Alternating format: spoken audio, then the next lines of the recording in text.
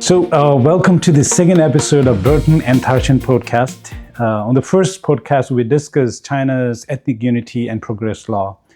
And today, we're going to discuss the Western understanding of reform in China versus really democracy. Was China ever on the path of, a real democracy, or was China on the path of any chances of a true reform?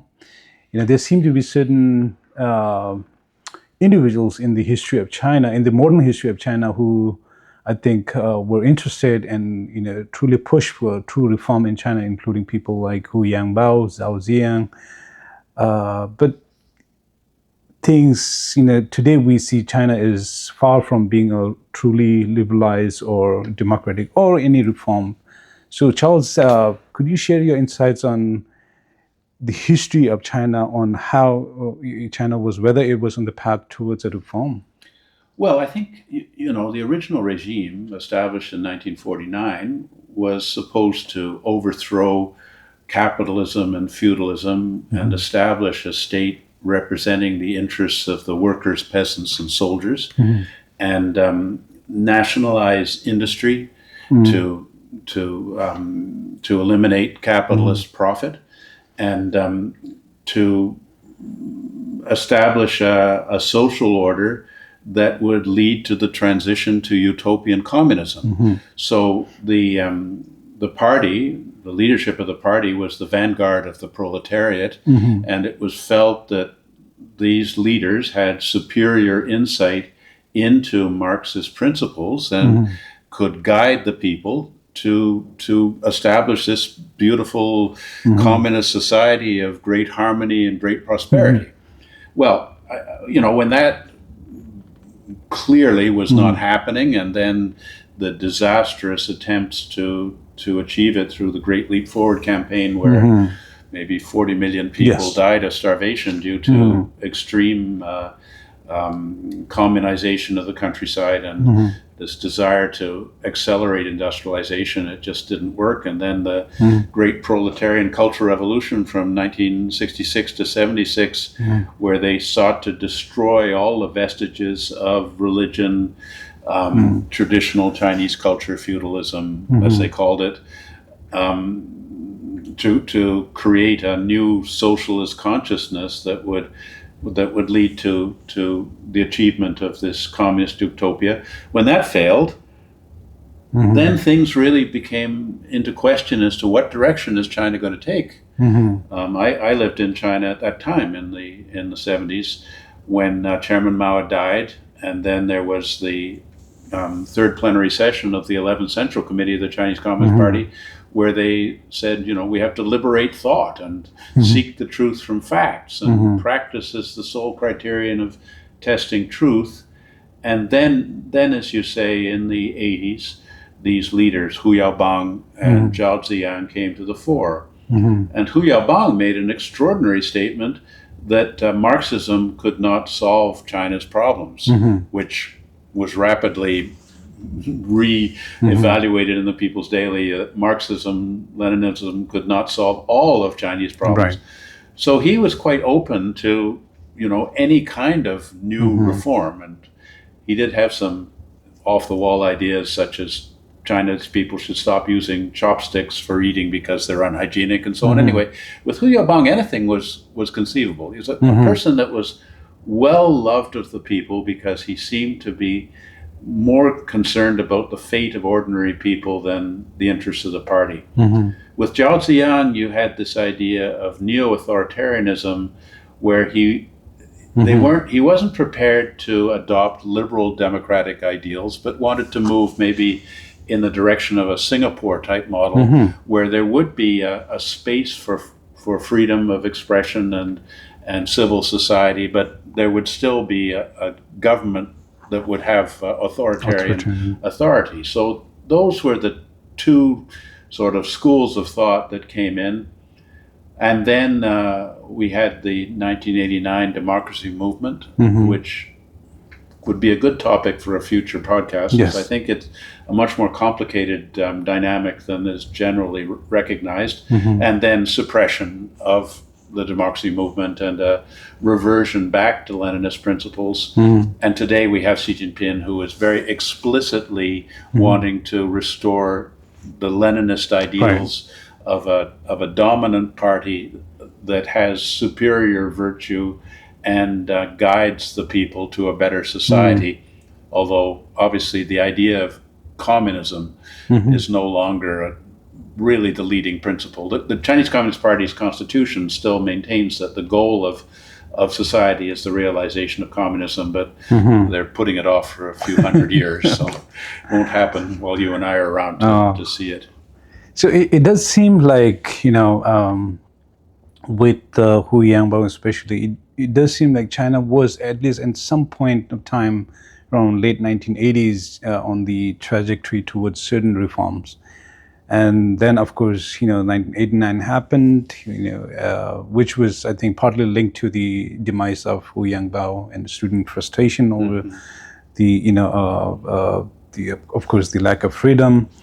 And then happened the collapse of Soviet Union. That really seems to have triggered a sense of insecurity among the Chinese communist leader. So whatever, the thoughts and discussions or, exploration of a true reform kind of rolled back, I think. So today, when you look at, Xi Jinping and his, team and the Politburo and other Chinese senior leaders, do you see any hope, for a true reform in upcoming years, in decades? Do you see, possibility of leaders, who would be more towards reform? Well, I certainly Xi Jinping talks a lot about the demise of the Soviet Union and that Gorbachev and so on weren't man enough to maintain the system. So I think that when you're looking at Hu Yaobang seemed to be, he was came from a poor peasant background. He seemed to be interested in what could bring about a good and just society in China. Xi Jinping, who comes from, the red nobility, his father was a senior leader in the Communist Revolution, seems to be more interested in how we can maintain the existing privileged elite.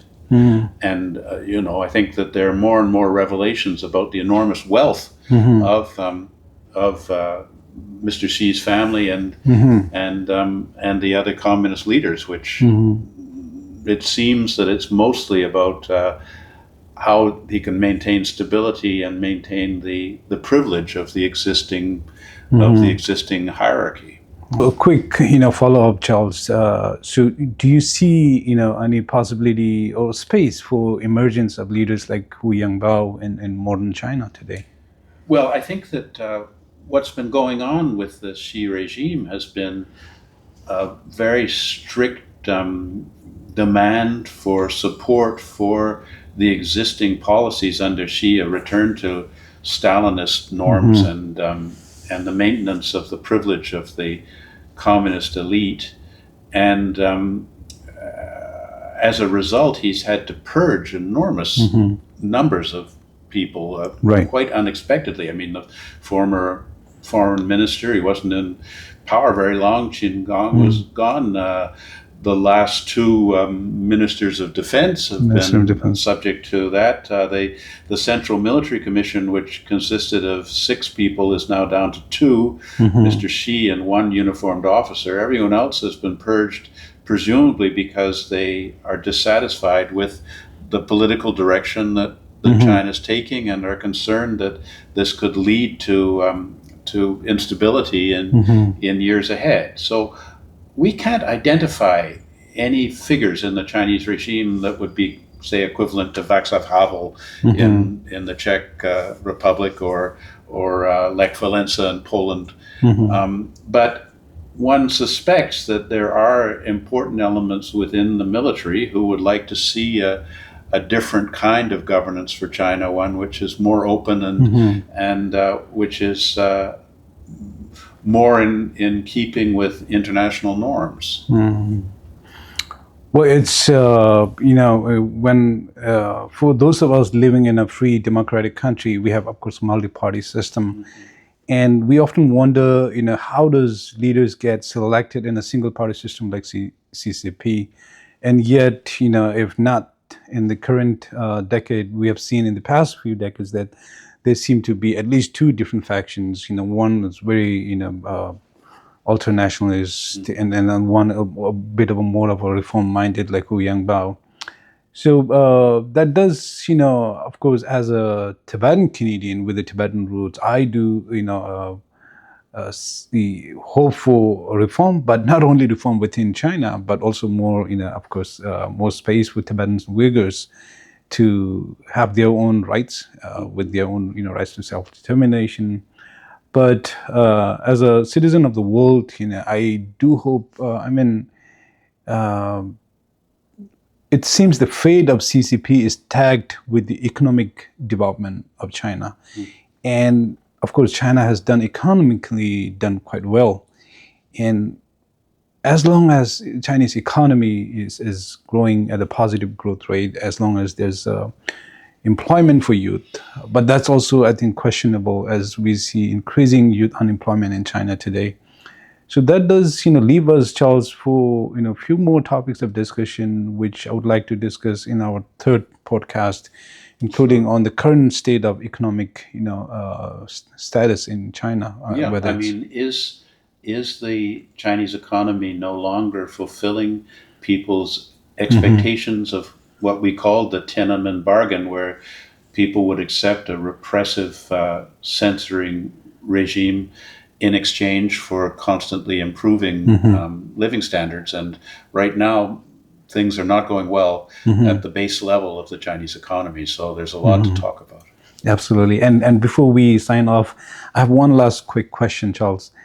Xi Jinping is trying to paint a picture of China as this, pre-eminence power, rising global power, whereas U.S. as a declining power. And, and certain groups, individuals in the West and the U.S. have accepted this notion that, yes, U.S. is in decline. But could it also be a psychological battle where, China has a well-thought plan to create a narrative that U.S. is in decline, and hence, that you accept that decline and China becomes a de facto global leader in a new world order? Yeah, I think there's this idea of depicting the U.S. as in decline under Donald Trump. But if you look at the facts of the matter, the U.S. economy is booming, and it's not in decline. Yes, and so I think that a lot of the policies that you're seeing under Trump, like requiring that allied nations make a greater contribution to defense and be more responsible for their own affairs, is not necessarily a sign of weakening relations with those countries, but could actually be a sign of a strengthening of the democratic alliance against the crinks, in other words, China, Russia, Iran, and North Korea, who are attempting to challenge the values of the international community as encapsulated in institutions like the United Nations and the WTO. Yes, and there's a risk, if we go ahead with the perception that U.S. into decline and China is the new hegemony. The risk is that you tend to move closer towards China. You tend to prioritize trading relationship with China because you have that perception. And as Charles said, U.S. certainly is not into decline, and I think that's important for Canadian as well to remember that of course we have almost 75% of our trading relationship with U.S. something to consider, but also to consider is that U.S. is not into decline, and China is not yet, at least not yet, the global superpower, or at least the global hegemon.